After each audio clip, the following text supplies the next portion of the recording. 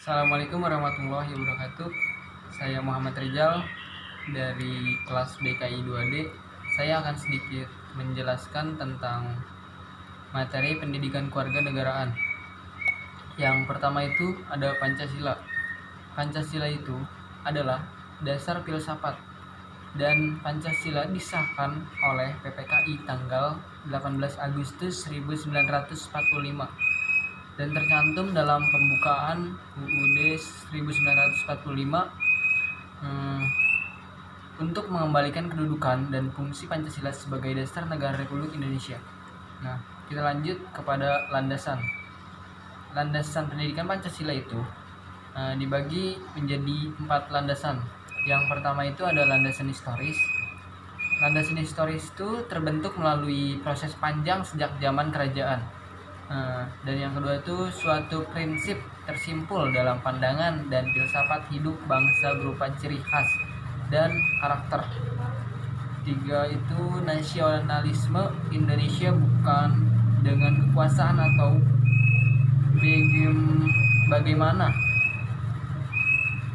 ideologi, tapi dengan kesadaran berbangsa dan bernegara yang berakar pada sejarah. Yang keempat itu kuasa materialis Pancasila. Lanjut kepada landasan kultural. Kita lanjut kepada landasan kultural ya. Tadi landasan kultural itu ada beberapa poin. Yang pertama, poin pertama itu setiap bangsa memiliki ciri khas dan pandangan hidup yang berbeda dengan bangsa lain. Dan yang kedua itu sila-sila Pancasila merupakan karya besar bangsa yang dimiliki melalui proses refleksi filosofis pendiri negara, yaitu diantaranya ada Soekarno, Muhammad Yamin, Muhammad Hatta, dan Soepomo. Dan yang poin ketiga itu ada sila-sila Pancasila merupakan hasil pemikiran tentang bangsa dan negara yang mendasarkan pandangan hidup suatu prinsip nilai. Dan kita akan lanjut pada landasan yuridis. Landasan yuridis itu ada beberapa poin juga.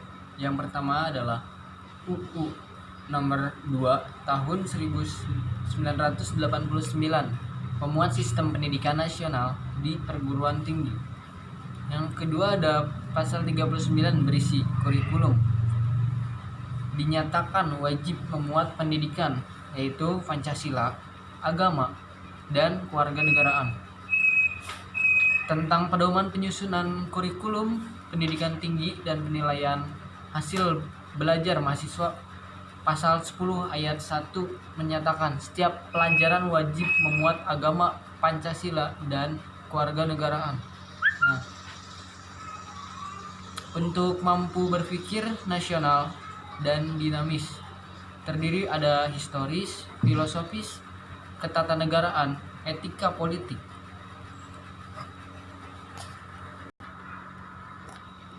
Kita lanjut pada landasan filosofis. Itu juga ada beberapa poin ya. Yang pertama itu landasan filosofis sebelum merdeka. Bangsa berketuhanan dan berkemanusiaan. Yang karena manusia makhluk Tuhan yang Maha Esa. Yang kedua adalah syarat mutlak suatu negara. Negara berpersatuan dan berkerakyatan. Persatuan berwujud rakyat. Konsekuensi rakyat. Rakyat dasar ontologis demokrasi karena asal mula kekuasaan negara adalah rakyat. Semua dan kembali kepada rakyat. Kita lanjut pada tujuan. Tujuan ada UU nomor 2 tahun 1989 dan SK nomor 38 atau Dikti atau KEP mengarahkan perhatian pada moral dalam kehidupan sehari-hari dengan memanfaatkan iman dan takwa, mendukung kerakyatan, dan arti tujuan pendidikan Pancasila yaitu seperangkat tindakan intelektual penuh tanggung jawab yang berorientasi pada kompetensi dan bidang profesi masing-masing. cerminan sikap ada intelektual, meliputi kemafiran, ketetapan, keberhasilan bertindak, dan tanggung jawabnya adalah iptek, etika, agama, dan budaya. Kesimpulan tujuannya itu kemampuan bertanggung jawab sesuai hati nurani. Yang kedua itu mengenali masalah hidup, kesejahteraan, dan solusi. Yang ketiga mengenali perubahan dan perkembangan. Nah, di situ juga ada ilmu pengetahuannya juga, dan teknologi, dan ada juga seni, dan memaknai sejarah dan nilai budaya untuk persatuan. Dan kita lanjut kepada pembahasan ilmiah. Syarat-syarat ilmiah pembahasan Pancasila menurut buku Tahu dan Pengetahuan karangan Insinyur Pedja Wijatno. Ada 4 objek, yaitu ada berobjek, ada bermetode, yang ketiga bersistem, dan yang terakhir universal. Nah, berobjek itu menurut filsafat ilmu objek forma, objek materi, objek forma. Ada sudut pandang tertentu dalam pembahasan Pancasila. Pancasila dapat dipandang dari sudut moral Pancasila, ekonomi Pancasila, pers Pancasila, hukum Pancasila yuridis, dan filsafat Pancasila. Dan di objek materia itu ada sasaran pengkajian Pancasila adalah bangsa Indonesia dengan segala aspek budayanya yang meliputi non-empiris budaya, empiris adat istiadat, moral bukti sejarah, religius naskah kenegaraan, lembaran sejarah. Nah, yang terakhir itu bermetode. Bermetode itu ada poin analistiko, sintetis, metode pembahasan Pancasila yang merupakan perpaduan metode analisis dan sintetis. Nah, yang kedua itu ada hermeneutika. Hermeneutika itu digunakan untuk menemukan makna di balik objek. Koherensi historis, pemahaman, penafsiran, dan interpretasi.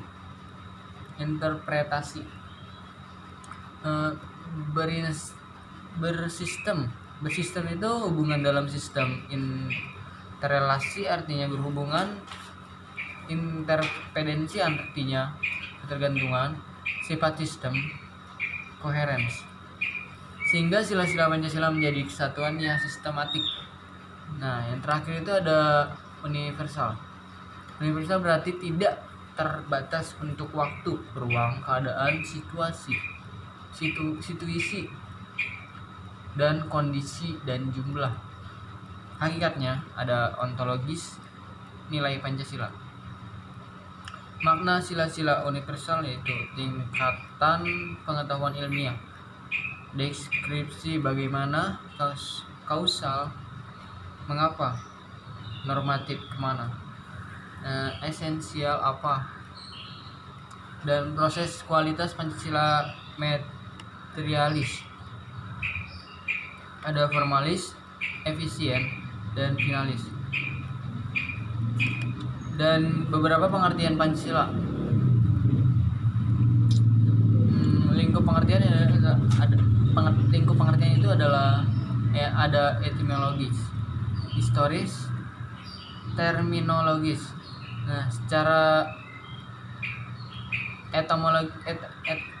etimologis itu ya bahasa Sanskerta India. Panca adalah 5, sila batu sendi atau alas atau dasar, dan sila peraturan tingkah laku yang baik. Berbatu sendi 5, dasar yang memiliki 5 unsur, yaitu kitab Tripitaka, yang kedua Sutta Pitaka, yang ketiga Abhidhamma Pitaka, Yang kelima itu ada Vinaya Pitaka.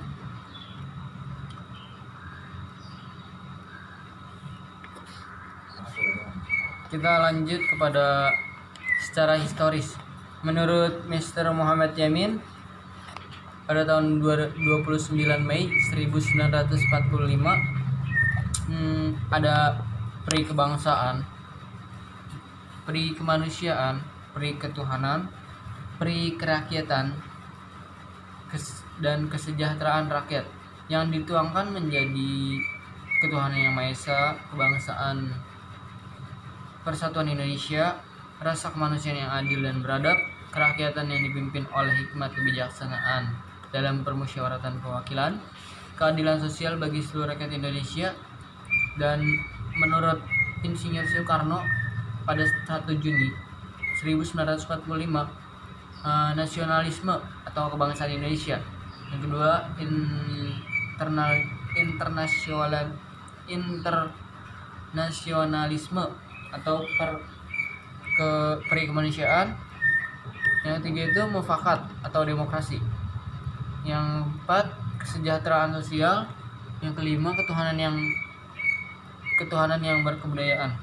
Dalam perkembangannya Pancasila diusulkan menjadi trisila yang berisi sosionasional, nasionalisme, dan internasionalisme.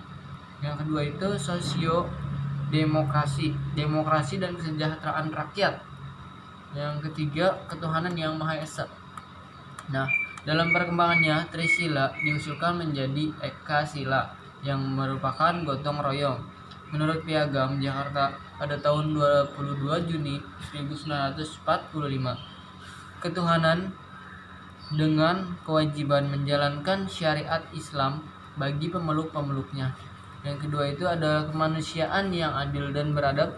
Yang ketiga persatuan Indonesia. Yang keempat kerakyatan yang dipimpin oleh kebijaksanaan dalam permusyawaratan perwakilan. Yang kelima keadilan sosial bagi seluruh rakyat Indonesia. Nah, secara terminologis bagian UUD 1945 ada pembukaan 4 alinea. Yang kedua itu 37 pasal. Yang keempat peraturan peralihan 4 pasal, aturan tambahan 2 ayat. Konstitusi RIS berlaku sejak tanggal 29 Desember 1949 sampai dengan 17 Agustus 1950. Yang berisi ketuhanan yang Maha Esa, kemanusiaan, kebangsaan, kerakyatan, dan keadilan sosial.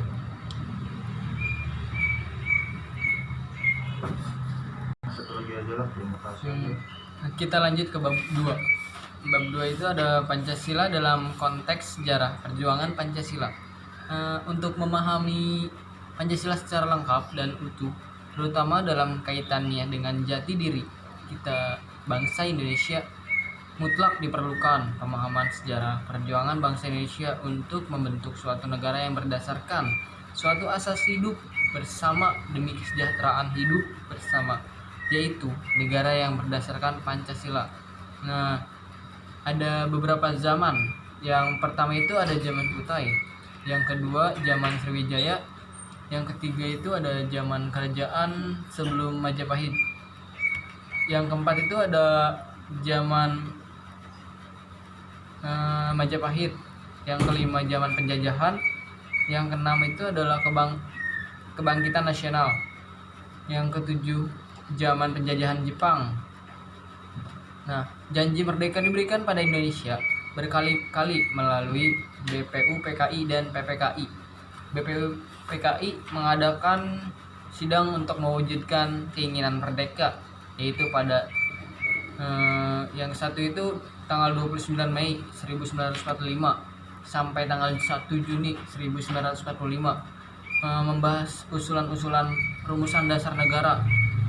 Sidang ini dihadiri oleh beberapa tokoh penting seperti Mr. Muhammad Yamin, Profesor Dr. Soepomo, dan Insinyur Soekarno.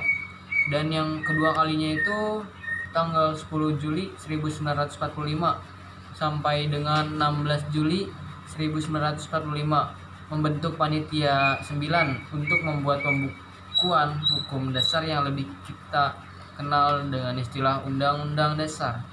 Nah, kita lanjut kepada sidang BPUPKI. Nah, sidang yang pertama itu tanggal 18 Agustus 1945.